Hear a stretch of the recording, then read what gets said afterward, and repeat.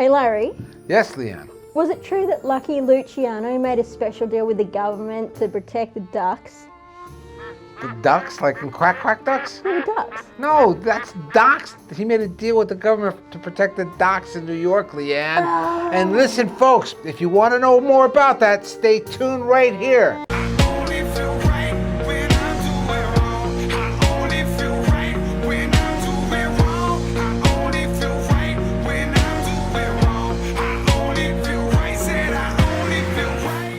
So now that we know it's not the ducks, and it is the docks, what do you think about this guy, Lucky Luciano?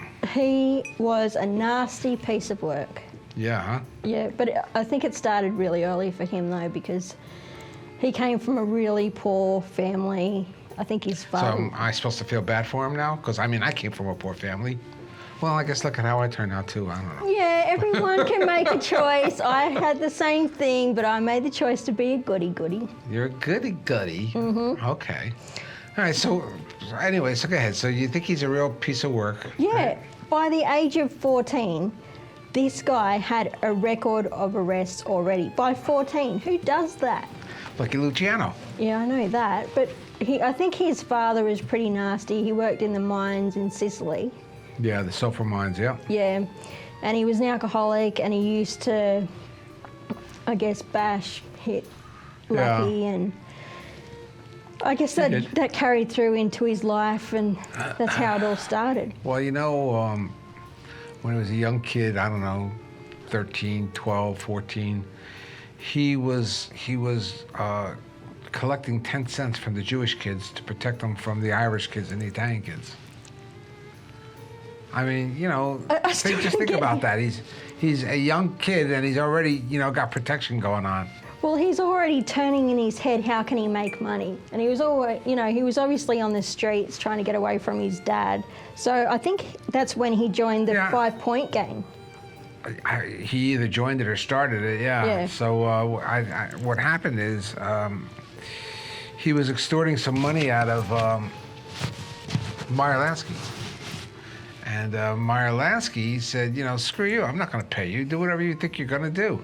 And so, you know, Luciano was taken back by that. And he thought, wow, man, this kid's got balls. I think he respected him for standing up to him. Well, I think he did. And you know, so I guess he wanted to, you know, form an alliance with him. And that's what they did. And that's how the 5-point gang came about. Along with Johnny, there was Johnny Torrio. Paul Kelly. And Mr. Scarface himself, Al Capone. Yeah, nasty face. So yeah, so that was the 5 Points gang. So they did a whole lot of bad stuff as a gang, and they were feared, you know, by all the other kids and the young guys in the neighborhood. So and they were a tough little crew, and they went to work for Masseria. And you know, he was hustling drugs and whatever else he could hustle. And, so when he was working for Masseria, wasn't he taken in by Rothstein as well? He was, but that didn't come about until later on when Prohibition hit. So I think for a little while there they were, you know, under the watchful eye of Johnny Torrio, who was a little older than they were, and then Luciano pretty much, you know, was inducted by Masseria because he was the only Italian one there, and Lansky was Jewish, and you know, these old mustache Pete's, they didn't want anyone else but Italians, you know, in their little circle. So what exactly was a mustache Pete? What did that mean? Well, these are the guys that came over from Italy, you know, the bosses, you know, that came over from Italy, and you know, Leanne. Old school. Exactly. Principles, honor, tradition, respect. All of dignity. that crap, yeah. All of that, yeah. Yeah. So he was recruited and, you know, did all the dirty deeds that Masseria wanted them to do. And some of them was, you know, selling heroin. Well, I found it really interesting. So the Prohibition came in the 1920s. Right. And that was the best thing the government could have done for the mafia. I mean, they milked it. Absolutely. So that just opened the floodgates, and the mafia, found a way to make millions and millions and millions and millions of dollars, and so it was, with Arnold Rothstein, who took Lucky Luciano under his wing, and he knew that Prohibition was going to be big, and he taught Luciano the bootlegging business. Rothstein, strangely enough, was probably best known. They called him the Brain. So he was best known because he fixed the 1918 World Series with the Red Sox, and it became known as the Black Sox Series.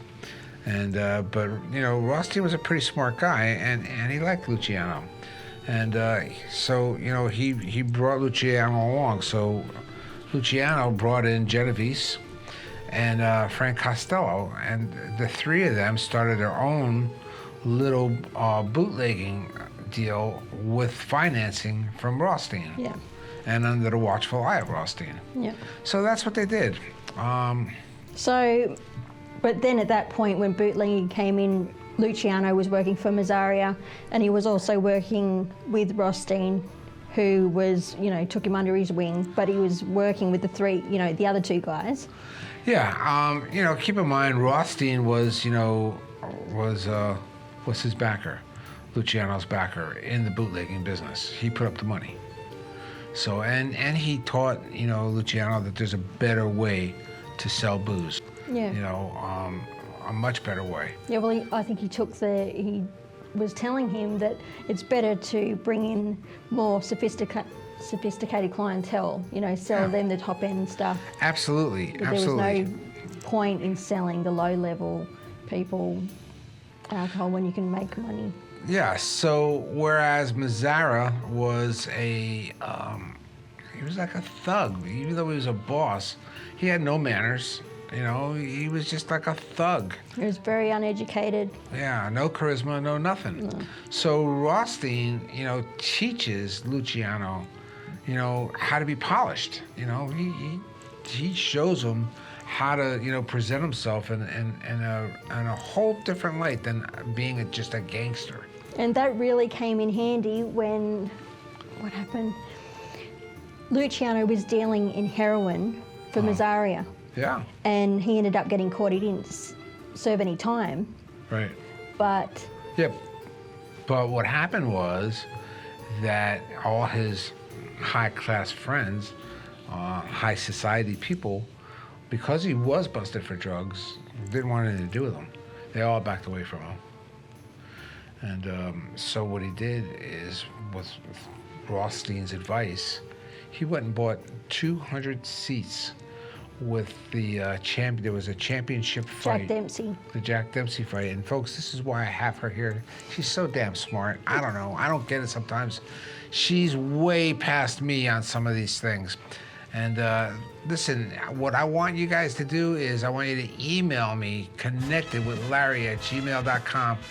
Say hello to Leanne in your emails, and the first 4 people that email me... Or comment below. Or get somebody to hit subscribe for us. Leanne's going to give them... What are we going to give them? A connected mug. A connected mug. So say hello to Leanne in the email, and she's going to send you a connected mug. So, Leanne, Luciano, under the guidance of Rothstein, figures out that if he buys these tickets to this fight, it might get him back in the good graces of all these people. So he did. He bought all these high, priced seats and gave them out to all these people, including some of the higher echelon in the mafia. And politicians as well. And yeah, them too. And so everybody, took a liking to Luciano again and said, yeah, he's okay, He was a personable guy. Like, he was very smart, wasn't he? He was extremely smart. He was a visionary. Yeah. Oh, he was always looking for new ways to make money and go further up the mafia chain. Yeah. I mean, he was always willing to step over someone else. And so he did. So, while he was making all this money, mostly for Masseria, because Mazzara, was pretty greedy. And, these three guys that started this bootlegging deal, they're talking to each other pretty much, wondering why, all the Irish mob is making all this money and the Jewish mob is making all this money in bootlegging, and they're kicking all this money up to Mazzara, and they're making nothing compared to what everybody else is making. Yeah, well, but that had to do with, Lucky was making, 12 million a year, but he ended up netting 4 million. Is that because he had to give some money to Masseria? No, that's how much money he made in bootlegging. And that was like, 1925, 1926. He was pulling in that kind of money with his crew. That's a lot of money. It's a lot of money. And how he got to that point to make that kind of money is he went to Maranzano. Now, Maranzano was a boss, and another mustache Pete came over from Italy, and he came over to run the Calmarisi holdings in New York. And Mazzara didn't like it at all. He felt that he was giving up too much, and it started the war, the Calmarisi War. And it was a big freaking mafia war. And it lasted a while. So to end this war, a lot of guys got killed. So to end this war, Luciano goes to Maranzano, his adversary, and he makes a deal with him. He says, listen, I'll take out, hurry up. Masseria.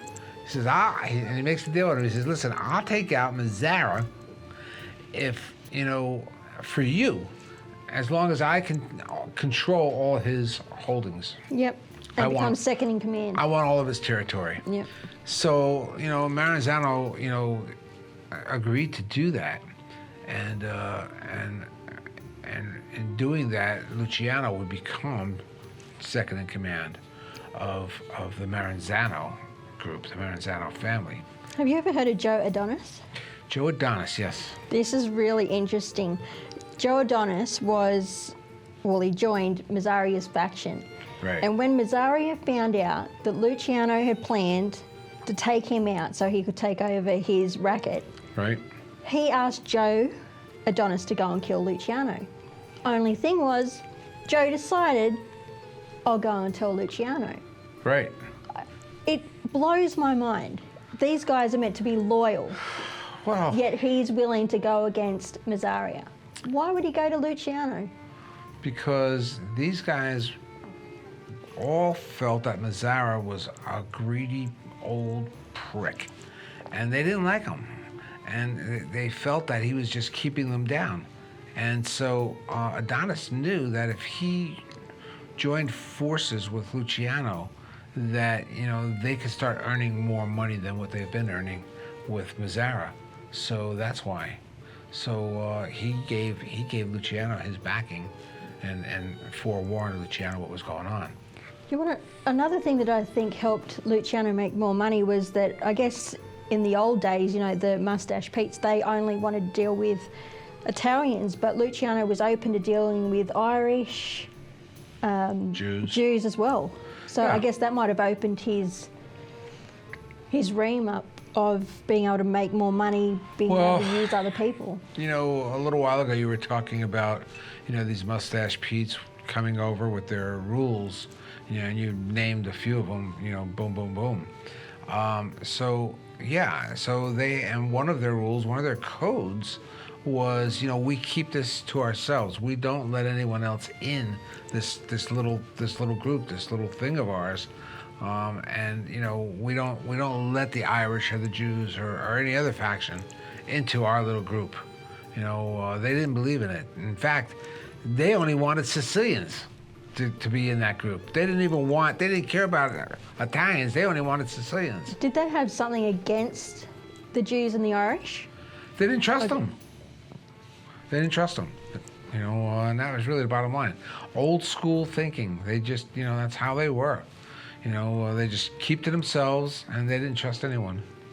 So that was when the Young Turks came about, was when Luciano decided that he was going to take in, Italians, Jewish, Irish people, because I think he wanted to utilise as much as he could, you know, what he learnt from Rothstein.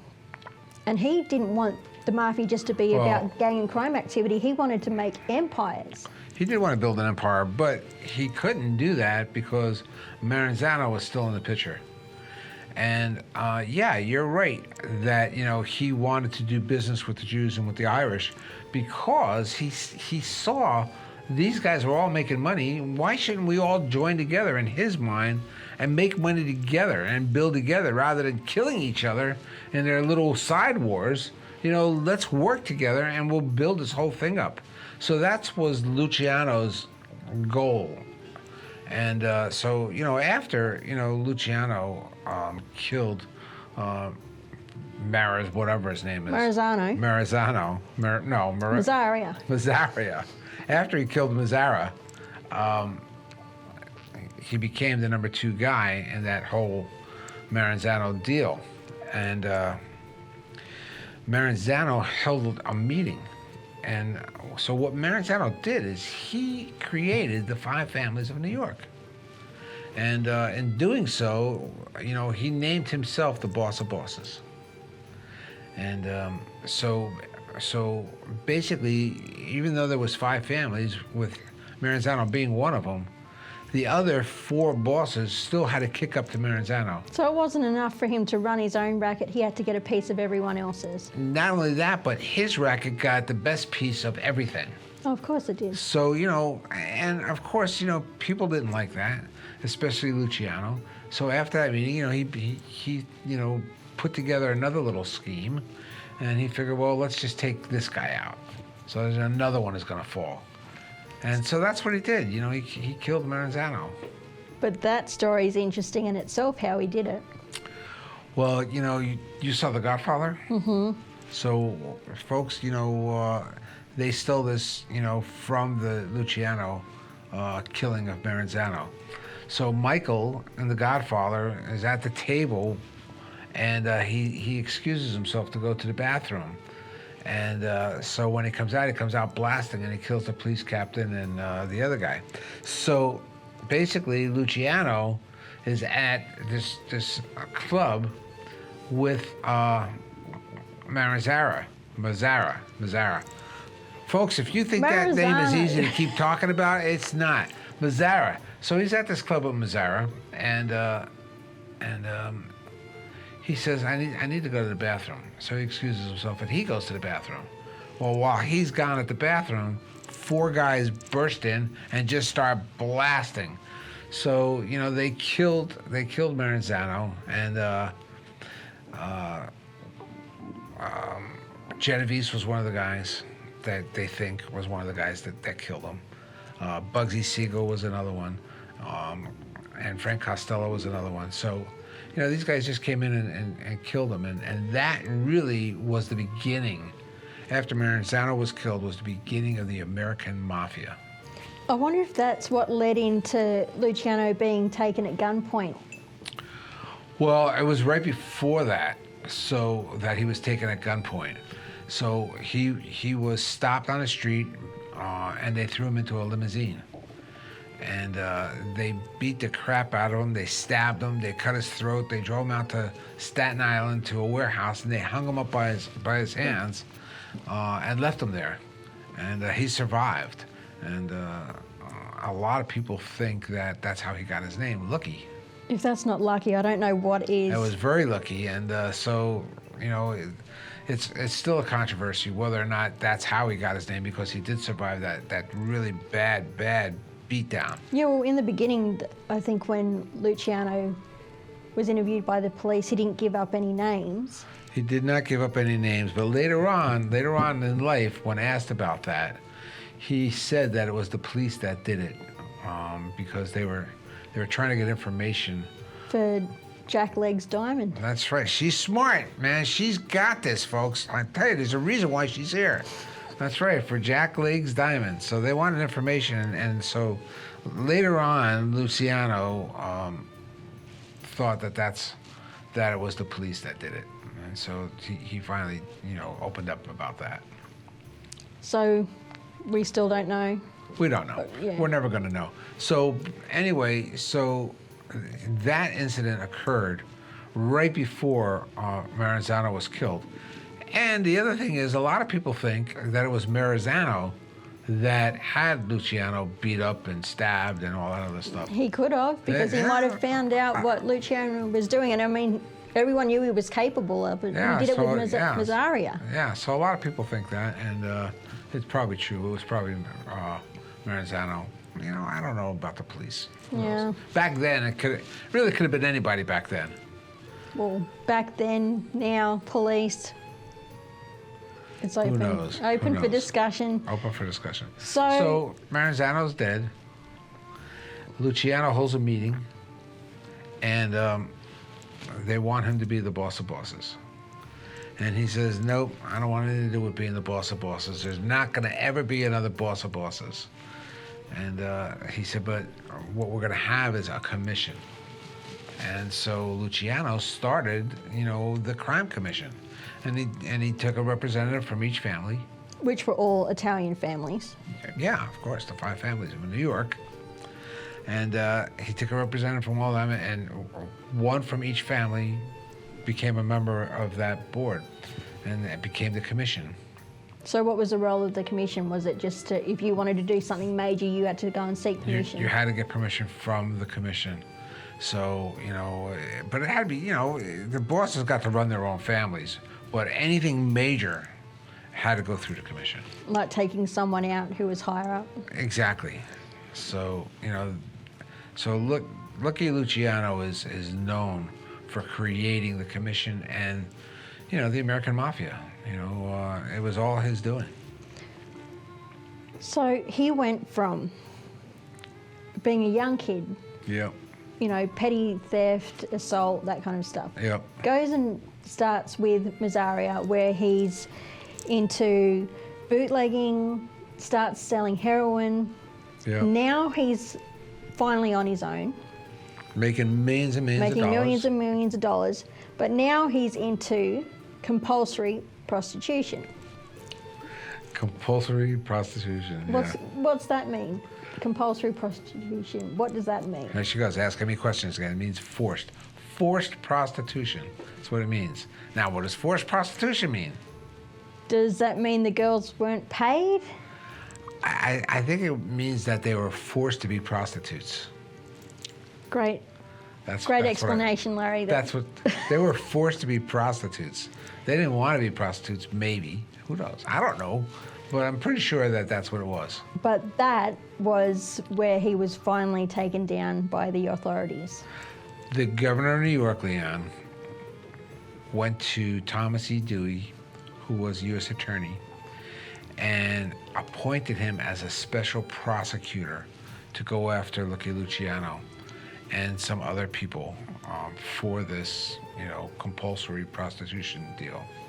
And they brought in a special prosecutor as well, Eunice Carter. That's right. And did you know that Eunice Carter was the first African-American woman to work as a prosecutor in the New York County District Attorney's Office? I did know that. And did you know that Eunice put together the whole case? She did. Lock, stock, and barrel. She got all the hookers. 100 of them. 100 hookers, folks. She turned 100. She turned 100, not tricks. She didn't turn any tricks for them. No, she didn't. She got them on board. On I don't even board? Know. What kind of board? She was able to get 100 prostitutes to testify against Luciano. She did. And they did a good job of it as well. And so Thomas Dewey prosecuted the case, made a tremendous closing arguments to the jury, and Luciano was found guilty along with the other co-defendants, and the judge gave him 30 to 50 years. That's a long time. It was a long time. So he went to jail. What is co-defendants? One would cook the dinners for the whole little crew, and so they did well there. And while he was there, you know, he appointed Genovese to run his family for him. And while he was in jail, and he would run everything from jail, giving orders directly to Genovese. Pretty cool. It's amazing that he could run that racket while he's inside. Yeah, well, that's what guys do. I wonder if the authorities knew that that was going on. Well, so they did know, and so what they did is they moved him again to another jail, further up away from the city, up in New York State. How would that help by just moving him? Like, wouldn't he? Well, it's a longer trip, you know. You know, they got to drive further. You know, it's not as easy. Fair enough. I mean, that was their thinking. That was their mindset. So guess what he did while he was there? He built a church, a freestanding church, Larry. That's what he did. You didn't even guess. You already knew. She already knew. I did my homework. That's what I'm telling you guys. This is what she does. She's way ahead of me on some of this stuff. So yeah, he builds a freestanding church on the jail property. Only one in New York, in jail. It still amazes me that these gangsters, the mafia, they're killing, stealing, all these bad things, yet somehow they have a conscience and they do something nice. Well, yeah, you know, most of them were Catholic. And, you know, as long as they repent and they go see the priest. I mean, he did build a church. Do you think he might need a little bit more than building a church? I think he got absolution. I'm not sure. But listen to this. This church that he built, the altar of the church was made from a ship from the late 1500s. The Victoria. Man, what am I going to do with her? I'm not leaving him much to talk about. You are not. You got me on everything. Who sailed that ship? Ferdinand. Magello. I bet you our producer knows. The Bull. Yes, Ferdinand Magellan. Ferdinand Magellan, you know, the famous guy, and you know what he was famous for? Wouldn't have a clue. I bet you our producer knows. Circumnavigating the globe. Roger, you got me all messed up here. Circumnavigating the globe. So he's responsible for, I guess, letting everybody know that the Earth is round, right? So he's an important guy. A very important guy. I don't know how, listen, I don't know. Screw him. That was in the 1500s. We're not even doing a show on him. I just thought it was pretty interesting that the altar was made out of the doors from that ship. That is very interesting. I'm curious to see how Luciano got those doors. I have no idea how he got them. We're just going to have to do a little more research on that. I think we might have to put up a photo of the ship. Yeah, that would be great. Can you arrange that, Roger? See. Okay. So Leanne, Luciano at that point, you know, is pretty comfortable. You know, he's got things going on, you know, back home. And then, you know, a kind of strange thing happened. Genovese, he is about to get indicted for murder. So he hears about it, and he has to leave. And he goes to Italy to run away from the murder indictment. So that leaves Frank Costello, who was the consigliere to the family. That leaves him now to run the family for Luciano. Did he do a good job? He did a pretty good job, yeah. So, as luck would have it, Lucky Luciano, you know, the war brings many things. And what do you think the war brought to Lucky Luciano? Luck. Well, besides luck, what did you ask me? The very first thing you talked about when the show started. Oh, that's right. Was it true that Lucky made an agreement with the government to protect the ducks? The docks, not the quacks, yeah. The docks. The docks. So yeah, the Navy was concerned about, you know, the docks in New York, and they were worried about, you know, the Italians and the Germans coming in and sabotaging the docks. So they went to Meyer Lansky, who who then went to Lucky Luciano to see if they could make a deal to protect the docks for the government, for the United States Navy. This you just can't make up. You just can't make this shit up. Lucky never ceases to amaze me. Yeah, he just doesn't. He's willing to give it up. This is like the most incredible thing there is. Our government makes a deal with Lucky Luciano to protect the docks that our government couldn't protect. It blows my mind. Absolutely blows my mind that the government would seek assistance from the mafia. Well, they absolutely did. So the deal they made, and they did make the deal. The deal that they made was that they would commute Lucky Luciano's sentence. And so he did what he was supposed to do, and he gave them intel on what was going on from people coming in from Italy and Germany, and one of the ships was sabotaged at the docks, one of our ships, and sank. I've got a quick question for you. Okay. In the early days, how likely was it for a gangster to flip like that? So, Mustache Pete's, how likely would it be that they would do the same thing that Luciano did? Well, Luciano didn't flip. But he gave up information. He did, but not on anyone. He just told the Navy that he would protect the docks for them, and that while the war was going on, there would be no strikes. Oh, so he wasn't giving up any particular information about the workings of the mafia. He just guaranteed that there would be no strikes during the war, and other things, intel from Italy and Germany and stuff. So and so the deal was with Dewey that Luciano, if he did what he was supposed to do, would get out of jail, but would not be allowed to stay in the United States. He was going to be deported back to Italy.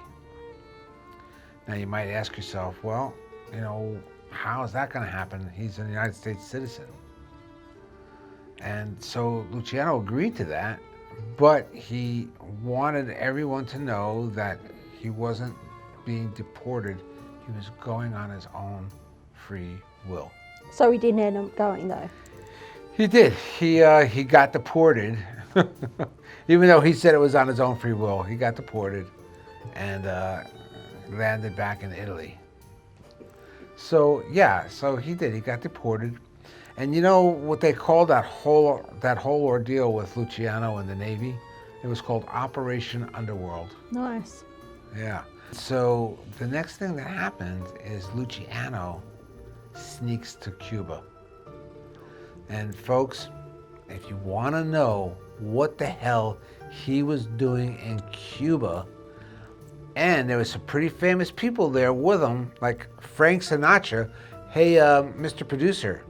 Hi. We have a picture of Sinatra on our wall of fame here, but that's okay. We'll fly it in. Oh, yeah. Why don't we do that? We have the technology, Captain. If you really want to know what he was doing in Cuba. I want to know what he was doing in Cuba. If you really want to know what he was doing in Cuba, you're just going to have to watch the next episode of Connected with Larry Formato. Don't forget to like and subscribe, guys, and don't forget, leave any comments below. I won't get offended. Yeah. We just want to know, and even if you want to tell us what subject you want us to talk about next, that'd be great. That would be really good. And what else do we want them to do? Stay connected. Well, yeah, that was pretty good. No. What else do we want them to do? What do we want them to do, Larry? We want you to stay right here if you want to be connected.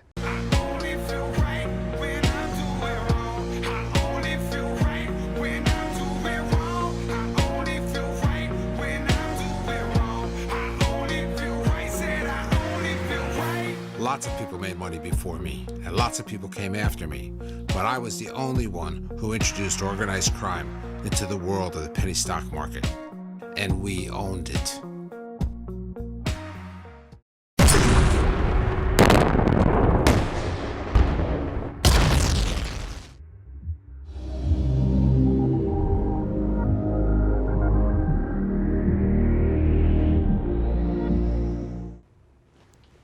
And Yeah, hey, you know what it looks like Frank Sinatra was actually doing in Cuba?